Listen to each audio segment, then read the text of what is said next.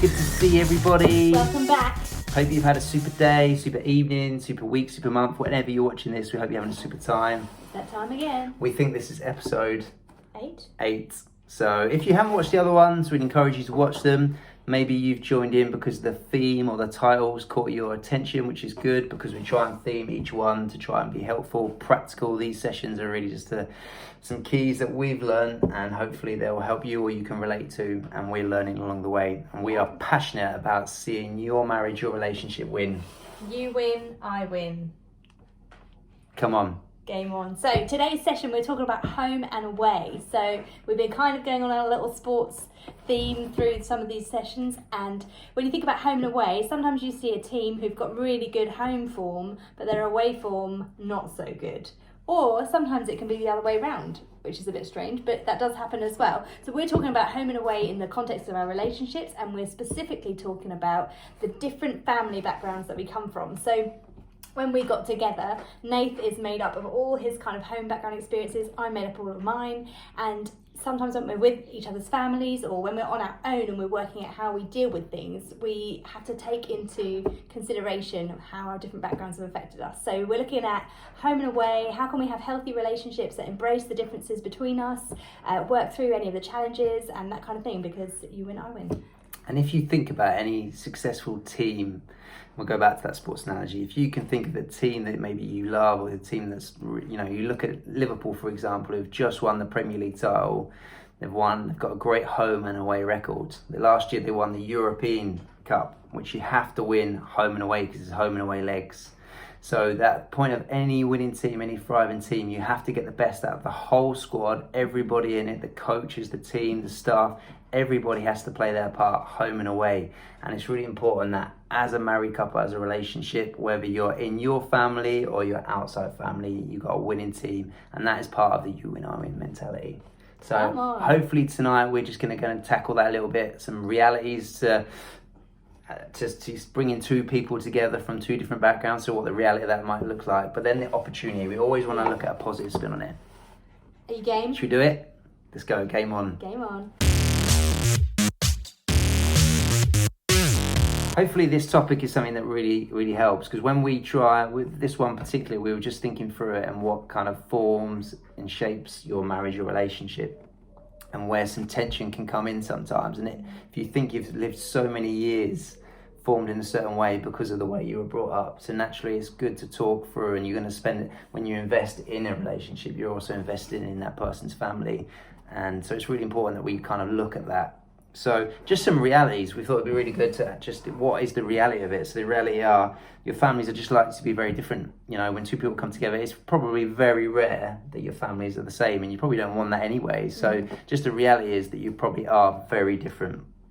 The way you were brought up, celebrating occasions. So for example, Joy's dad is from an Indian background, and their side of the family, grandma, brothers, etc., uncles and aunties. So when they celebrate and they come together and celebrate Christmas, they have curry. Christmas curry? Makes sense. Which I love curry, Joy loves curry, but I remember at first thinking, hey, that's not a Christmas roast dinner. Where's my roast turkey?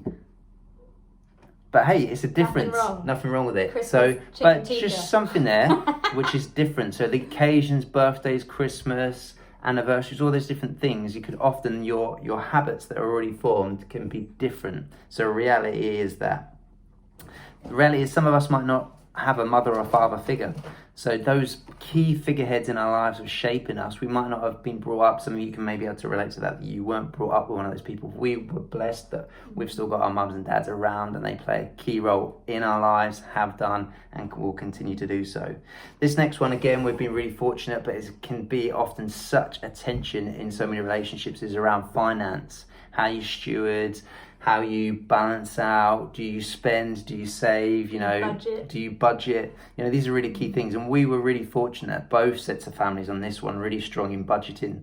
So we've got some really healthy principles, and maybe we'll talk about this in a different subject, but we've got some really good healthy rhythms around budgeting and how we spend, and some principles that we have in place that we come together. And even though that we were kind of shaped like that growing up, we still managed to form and evolve that together. Yeah. And that's what this is all about. So that's one reality though, but for you it might not be, and that can often cause attention.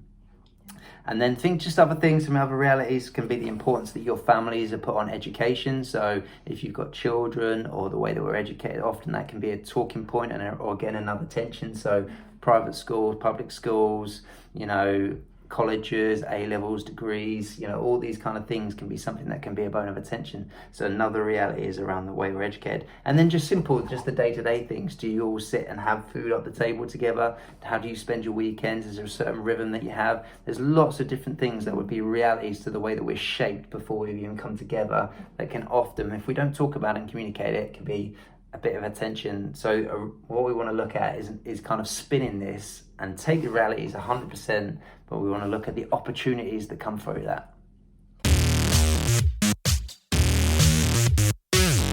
So Nate's talked about some of those challenges. I think for me, the very first thing to say would be, well, for both of us, is if something's getting emotive around a topic to do with your family or a conflict that you're having or a disagreement, try not to allow that to escalate. What we would suggest, if you possibly can, so like maybe about visit whose house you're going to visit this Christmas, which can be quite tricky, especially when you want to form your own routines as a family as well. Yeah. Set some time to talk about it and then give a framework to your discussion. So make sure that you're not trying to have an argument out of this, you're not trying to get one up on the other, you're not trying to offend each other's families in the things you discuss, and just try your best, if you're on the receiving end of any kind of things that your spouse find difficult, not to take it really personally, because they're actually not having a personal dig at you, they're just trying to communicate some frustration, and need to allow that to be aired in a healthy way so it doesn't cause an argument. And some of your response to that is actually what can then flick a switch and cause an argument. Whereas if you can just listen carefully and then try and think about a way that you can work together to compromise or to manage that tension, then that's the best possible outcome. Some of these things are not problems that can be fixed, they're actually tensions that you have to work with, and so it's really important to make sure you're doing that in a way that's not causing offence to your partner, and also that you're not being oversensitive yourself, which I think I can be guilty of, getting a bit defensive and sort of just overreacting, because it will feel emotive. You're talking about people that you love, you're talking about your families that you've been brought up with, and it's okay for it to feel emotive, but you've also got to recognise that in getting married and forming a relationship with one another, you're committing to creating new rhythms and new routines for your family as your family, and not living off the existing routines that have come from the past. So I think just to kind of set that context and environment so that your conversation isn't going to kind of spark off a big row is a massive thing, and to use kind words and not to get aggressive and all of that kind of stuff that we've talked about before. Another thing to do would be to make sure that the relationship you have with extended family doesn't always go through your spouse. So it's important that I have a relationship with Nate's parents and with his sister and her husband, and not through Nath, but that I speak to them directly as well. That there's an existing relationship outside of that. It's not just important for me and for Nath, it's important for our kids to see that that's how it exists, and if that's possible to do, then that will be a really healthy thing to have. And that might take a little bit of effort, and sometimes it's not easy. And I'm first to say I'm not always good at ringing my mother-in-law, and I'm sorry about that, and I need to try harder. Again, I need to try harder. But it's having the intention there that you want those relationships, and it's not all done through Nath. Like, I can contact his parents. I don't feel frightened to do that or feel like it has to go through him, and vice versa. So yeah, try and make sure you get to know them and have your own relationship, and then it doesn't feel so tense, because you actually become better at understanding them as people too. And we've talked about this before when we talked about switch play, about looking for the good. Sometimes it's easy to be critical, but what you have to really remember is the person that you've fallen in love with and married has come from that background. So you've got a lot to be thankful for in that upbringing. And even some of the traits that you see in your partner that don't exist in their parents, it might be because they've seen something and they've chosen to do the opposite thing, and you love that. And so you've still got to be grateful for what they've learned and grown through their own family background. That's great. So always try and look for the good in your partner when they're doing things that you don't necessarily sort of align with. Look for the good in their family members too. And if you look for the good, you'll find that it's there to be spotted. We'd say really like place value on your spouse's family. Honour Try them. and celebrate birthdays and make sure that if you go there for Christmas that you're all in, you're not kind of sitting there in a grump wishing you were somewhere else. Get involved. Be engaged, be on it, be placing value on those relationships, and anything you invest in will get better. And so if you invest in those relationships, just like if you invest in your marriage, you will see improvement over time. 100%. And it, like Nath just said, it's a long game. It's not like a quick turnaround, but sometimes these things just need a little bit of time, and you'll see them get better. And keep talking to each other about how you feel. Sometimes how you felt about something a year ago becomes different as your seasons change, as you go through different sort of things in your relationship. The way you feel about something might change, and you might come to be more sort of inclined in the way that your partner's been, or you might feel even less so. And so you need to just make sure those conversations are fluid and continuing, and not to always assume that because your partner once said they feel like that they're always going to feel like that. Great. So I think those are some of the opportunities you have. And I think the other thing just to say as well is to not assume that because you feel comfortable in a setting that your partner feels comfortable in a setting. So like I arrive in my parents' house and it's very different to Nate's parents' house. My parents are kind of much more, we say creative. It's like a word for messy, isn't it? They're a bit more kind of life just happens. No offence to any creatives, we're both creatives. Yeah, it's all fine. Nate's family a lot more ordered, maybe more routines in place, that kind of thing. So I get to my parents and I can just flop out and feel relaxed and totally comfortable. Nath might feel like, oh, this isn't the same, and I can't assume that he feels comfortable. And I think over time it's fair to say he's more and more comfortable in that environment. Absolutely. Over time that's become easier, but at first it's a real difference. So you just have to make sure you're aware of that and not assume that they're going to feel comfortable where you feel comfortable. I think that's fair to say. Yeah, have I missed anything? I think there's loads. I think there's loads of opportunities, but I think for you, you'll find your own. And again, just look at the realities, look at what shaped you, what shaped your behaviours, your habits, the way that you talk. But then always look for the opportunity, and the opportunity is just choosing to actually, we love each other, and actually the opportunity is always to look for the positive because you want to see each other win. I hope that's helped. It's really important always to look at reality. I think honest leaders and honest relationships, you always actually deal with the reality. That's the best thing, deal with the facts.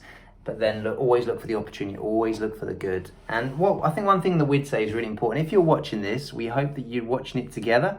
Yes, absolutely, go away and watch it on your own. It's really good. But we really encourage you to be watching this together, just to create. It's always better to go through something together.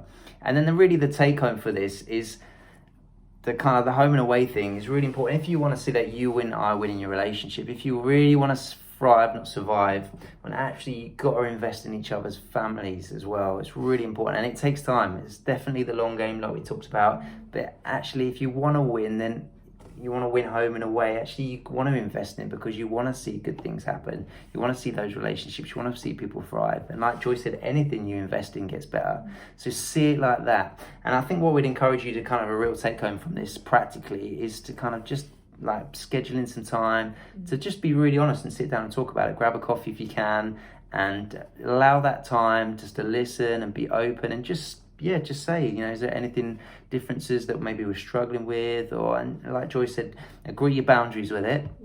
But just use it as a chance to think about your relationships and your families, but always bring it back to, practically, how can we speak and act positively into it? What can we do to make it better? And you don't necessarily need to do it all in one session, because sometimes it's not helpful to do it. Sometimes you just need to listen, but always look for the good into it. Is that good? Yeah, absolutely. So we hope that helps. Be practical from it. Take these. We don't just want you to listen to them. Hopefully you're not anyway. These are our examples, and we are not gurus at these things. We're just trying to share a little bit of stuff that we've learned on our journeys. 100%. But you guys, as different as our families and our individuals are, will be as different as your situations are, and we're not claiming to speak into all of those. But that's why it's important that as a couple you sit down and talk about that. And it might look wildly different to what we've just discussed, but the fact is communication is going to make stuff better. So yeah. So thanks again so much for tuning in. Please keep feeding back. It really helps us because we just want to bring things that help.